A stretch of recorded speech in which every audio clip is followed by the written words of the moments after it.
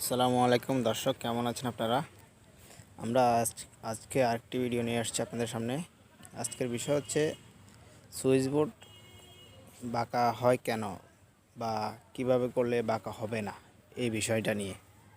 তো আমরা এখানে স্পিড লেভেল ব্যবহার করব। চলুন দেখি কিভাবে এটা করা হয়।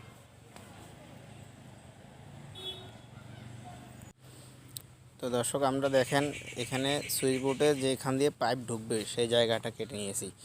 তার পাশাপাশি আমরা গ্রুপ কেটে নিয়েছি যেন সুইচ বোর্ডটা জাম দেওয়া যায়। তো এখানে আমরা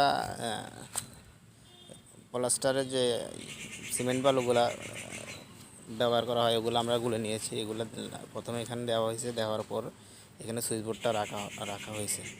এখানে আস্তর হবে, তো আস্তর কতটুকু হবে ওই রেখে কভার রেখে সুইচ বোর্ডটা লাগাতে হবে। তো এখন দেখেন এখানে স্পিড লেভেলটা দিয়ে খাড়া করে দেখা হচ্ছে উপর নিচ দুটো কি অ্যাকুরেট আছে কি না। এরপর দেখা হবে দুই সাইড কিল এক লেভেল আছে কি না, দুটাই দেখা হবে। দেখেন এইভাবে করে স্পিড লেভেল দিয়ে যখন লাগাবেন তখন আর সুইচ বোর্ড বাঁকা হওয়ার সম্ভাবনা থাকবেই না। আমরা অনেকে ধারণা করে লাগাই যে আমাদের মনে হয় যে এটা সোজাই আছে, কিন্তু পরে বোঝা যায় যে এটা সোজা হয় নাই। আস্তর করার পর প্লাস্টার করার পর বোঝা যায় যে এটা সোজা হয় নাই, বাঁকা বাঁকা থাকে। আর বুঝিনি তো, একবার যদি বাঁকা হয় তাহলে এটা সোজা করা অনেক কষ্টকর বা সোজা করা যায় না। তো এইভাবে করে স্পিড লেভেল দিয়ে আপনারা লাগাবেন, তাহলে দেখবেন যে আর বাঁকা হবে না। আর প্রথমে স্পিড লেভেলটা দেখে নেবেন এটা কি ঠিক আছে কিনা, অ্যাকুরেট আছে কিনা। দর্শক দেখছেন যে সুইচ বোর্ডগুলা এগুলা চায়না পিভিসি তলা বলে থাকি আমরা। তো এগুলা লাগানো যায়, এগুলা ভালো খারাপ না লাগাতে পারলে। তো এগুলো লাগানোর আগে কী করবেন, এইগুলার যে স্ক্রুপের গাঁটগুলো আছে এগুলার যে ছিদ্র, এগুলার সামনে এবং পিছনে টেপ মেরে দেবেন যেন ভিতরে এই পলিস্টারগুলো না ঢুকে যায়। ঢুকে গেলে আর স্ক্রু লাগানো যাবে না, এগুলো একটু খেয়াল করবেন। তো দর্শক, সুইচ বোর্ড কিন্তু অনেক রকমই হয়। যেমন এটা আমি যে এগুলো লাগাইছি এগুলো পিভিসি।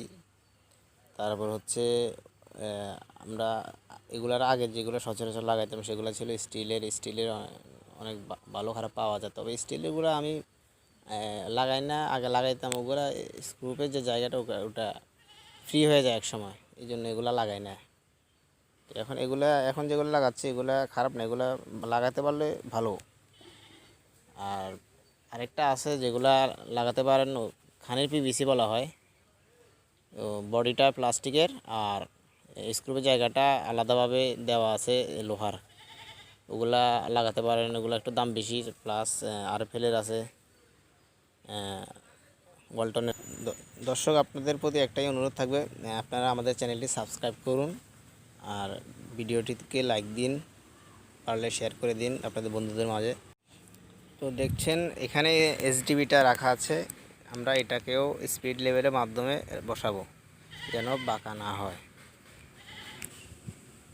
দর্শক, আমরা কিন্তু ভিডিওর শেষ প্রান্তে বলে দেব সুইচ বোর্ড কত ইঞ্চি উপরে হবে বা অন্যান্য বোর্ডগুলো কত ইঞ্চি উপরে হবে, ফ্লোর থেকে কত ইঞ্চি উপরে হবে, এগুলো আমরা বলে দেব। সো ভিউয়ার্স, দেখছেন যে সুইচ বোর্ড এটা প্লাস্টিকের। এটা দেখেন স্ক্রুপের যে গাঁটগুলো এগুলোর মধ্যে টেপ মেরে দিবেন যেন পলিস্টার না ঢুকে ভিতর। এটা অবশ্যই করতে হবে, না হলে স্ক্রু ঢুকবে না। তাছাড়া দর্শক, এখানে দেখেন এসডিবিতে আমরা কিন্তু টেপ মেরে দিয়েছি, যেখানে সার্কিট ব্রেকার বসবে। যদি টেপ না মেরে দিই তাহলে কিন্তু পরে ঝামেলা হবে, সার্কিট ব্রেকার বসানো যাবে না।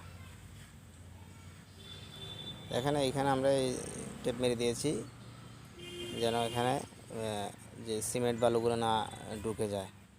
এটা অবশ্যই করো। দর্শক, আমরা বলেছি যে ভিডিও শেষে বলবো সুইচ বোর্ডের মাপগুলো ফ্লোর থেকে কত ইঞ্চি উপরে দেবেন।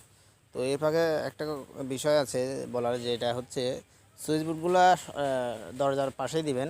যে দরজার যে কাঠের চৌকাঠ বসবে ওটা থেকে 6 ইঞ্চি ভেতর দেবেন যেন 6 ইঞ্চি গ্যাপ থাকে। তো এখানে দেখেন সুইচ বোর্ড ফ্লোর থেকে 54 ইঞ্চি উপর হবে। 54 তো মিনিমাম দিতে হবে।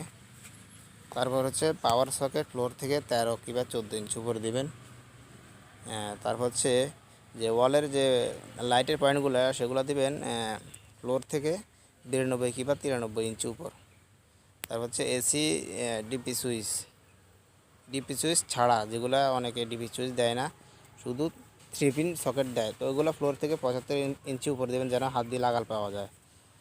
তারপর হচ্ছে এসি ডিপি সুইচ দিয়ে যেগুলো দেয়, উপরে 3 পিন সকেট থাকে, নিচে ডিপি সুইচ থাকে, তো ডিপি সুইচ দিবেন 54 ইঞ্চি উপর, আর সকেট দিবেন 92 ইঞ্চি উপর।